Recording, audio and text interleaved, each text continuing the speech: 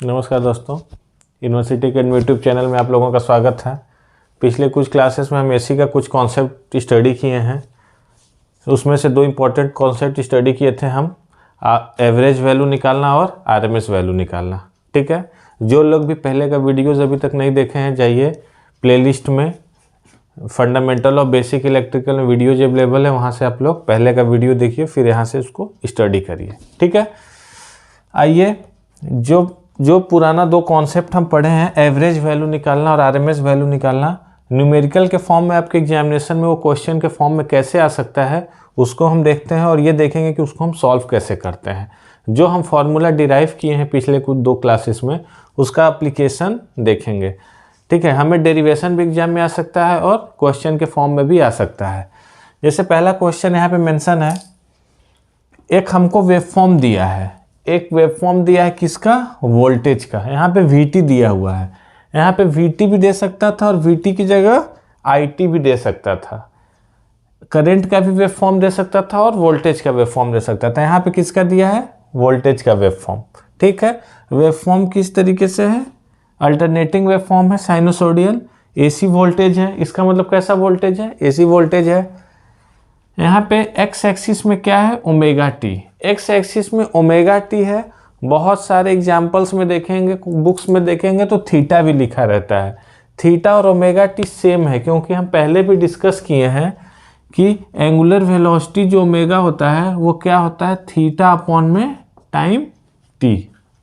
Theta upon में time T, तो theta बराबर क्या हो गया, omega T. Theta equals to कितना हो गया, ओमेगा टी। तो यहाँ पे ओमेगा टी भी लिख सकते हैं, थीटा भी लिख सकते हैं, कोई दिक्कत नहीं है। ठीक है, तो कंफ्यूज नहीं होना है बुक में देखिए कि बुक में थीटा दिया है, सर ओमेगा टी बताए, ऐसी कोई बात नहीं है। हमको कैलकुलेट करना है आरएमएस वोल्टेज। ठीक, आरएमएस वोल्टेज क्यों, ये किसका वेवफॉर्म दिया है, इंस्टेंटेनियस वोल्टेज का। ये वेवफॉर्म किसका दिया है, इंस्टेंटेनियस वोल्टेज का। देखिए कुछ टर्मिनोलॉजी में हमेशा डिफरेंस दिमाग में एकदम पिक्चर बनना चाहिए। इंस्टेंटेनियस, आरएमएस, एवरेज, ये तीन चीज में डिफरेंट है। इंस्टेंटेनियस क्या होता है, VT का कर्व दिया रहेगा या VT का इक्वेशन दिया रहेगा। एवरेज और आरएमएस हम फॉर्मूला से निकालेंगे, इसका फॉर्मूला हम डिराइव किए हुए हैं। आरएमएस का फॉर्मूला क्या है, 1 अपॉन टाइम पीरियड, 0 से टाइम पीरियड, और जिस भी चीज का निकालना हो उसका स्क्वायर, DT स्क्वायर, मीन और रूट। ये आरएमएस का। एवरेज का क्या बताया है, 1 अपॉन टाइम पीरियड, 0 से टाइम पीरियड, VT DT। और इंस्टेंटेनियस क्या है, वेव फॉर्म या इक्वेशन के फॉर्म में गिवन रहेगा।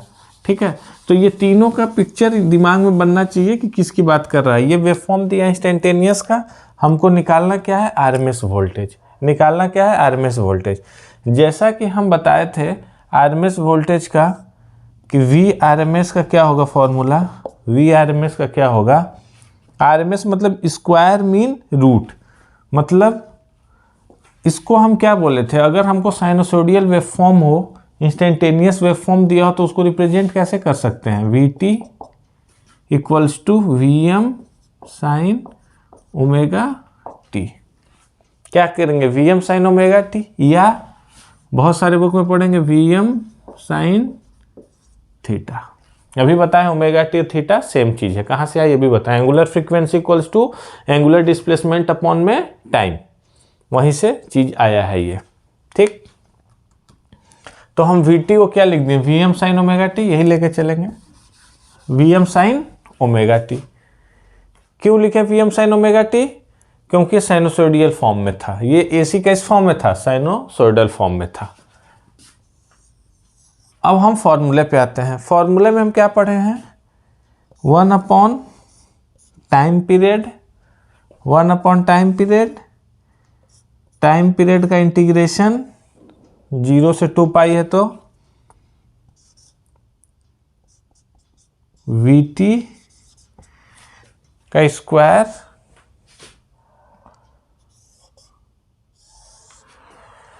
जिस चीज़ का आरएमएस लेना है उस इंस्टेंटेनियस वैल्यू का स्क्वायर, फिर मीन का मतलब इंटीग्रेशन लेना है और 1 टाइम पीरियड करना है, और उसके बाद सबका रूट।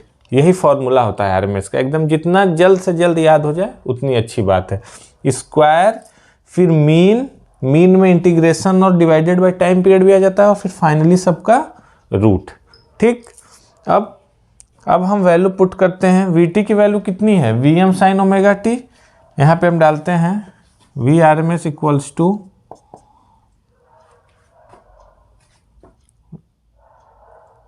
1 time period.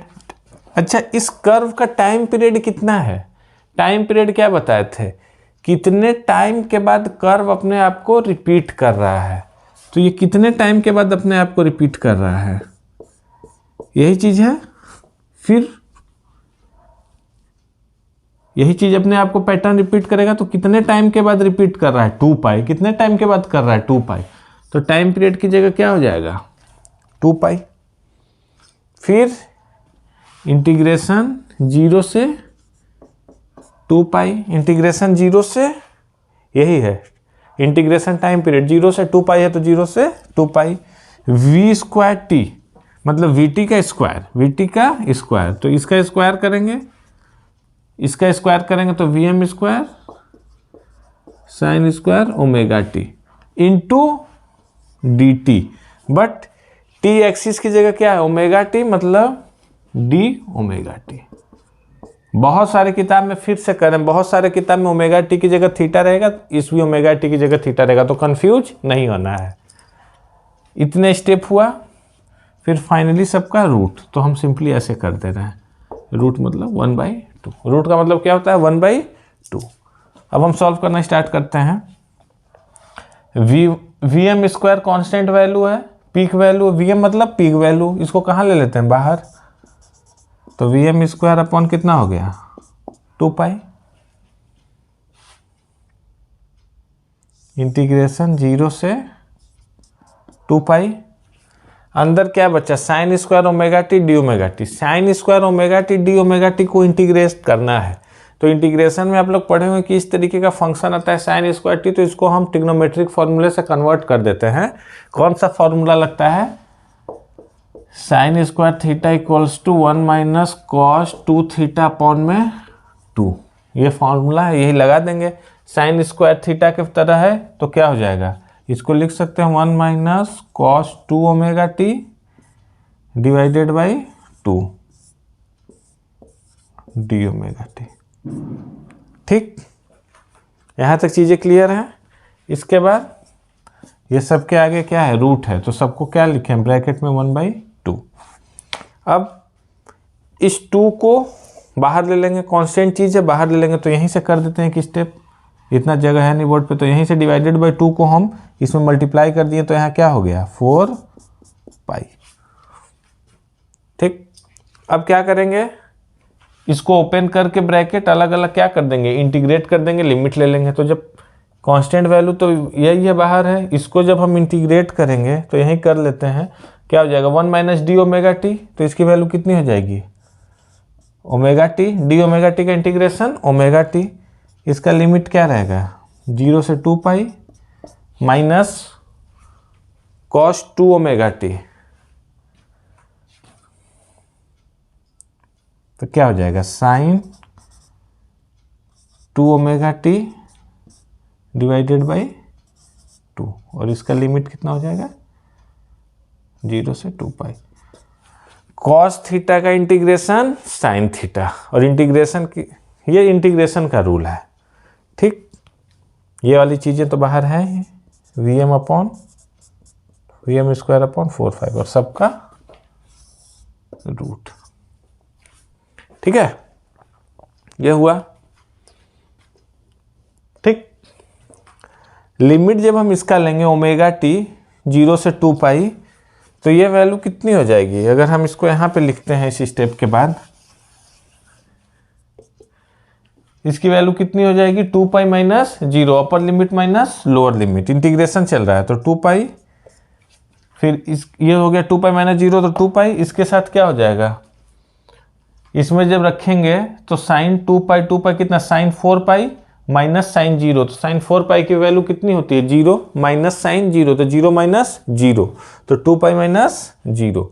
इसकी वैल्यू 2 पाई और इसकी वैल्यू 0, इसकी वैल्यू 0 कैसे आई, upper limit minus lower limit, omega t की वैल्यू एक बार 2 पाई रखिए, एक बार माइनस ओमेगा टी की वैल्यू 0 रखिए, कितना हो गया 2 पाई माइनस 0, तो इसकी वैल्यू कितनी हो गई 2 पाई, 2 पाई माइनस 0 कितना हो गया 2 पाई।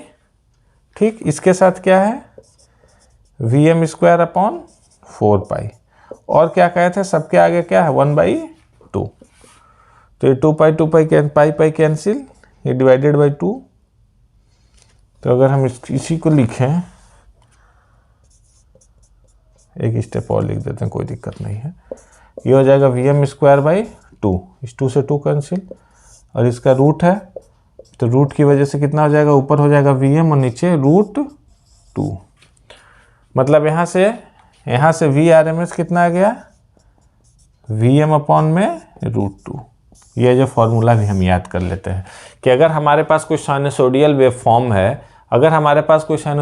फॉर्म है, जिसके इंस्टेंटेनियस कर्व दिया हुआ है, अगर हमको उसका आरएमएस वैल्यू पूछता है तो हम उसके मैक्सिमम वैल्यू से √2 का डिवाइड कर देते हैं, उसके मैक्सिमम वैल्यू से √2 का डिवाइड करते हैं, इसकी जो मैक्सिमम वैल्यू है डिवाइडेड बाय √2, यही आरएमएस वोल्टेज आ जाएगा। आरएमएस क्या वोल्टेज क्या आ जाएगा, मैक्सिमम वोल्टेज डिवाइडेड बाई √2, और आंसर किस में रहेगा, वोल्ट में ही रहेगा। ठीक है, तो ये कॉन्सेप्ट हो गया आरएमएस का, और आरएमएस से न्यूमेरिकल कर लिए। नेक्स्ट क्लास में आरएमएस का और न्यूमेरिकल करेंगे अच्छे से, एवरेज वैल्यू का भी 1-2 न्यूमेरिकल करेंगे, उसके बाद हमारा आरएमएस वैल्यू और एवरेज वैल्यू का डेरिवेशन न्यूमेरिकल कंप्लीट हो जाएगा। ठीक है, तो नेक्स्ट क्लास में मिलते हैं आरएमएस वैल्यू के और क्वेश्चन के साथ, और उसको देखेंगे हम कैसे सॉल्व करते हैं।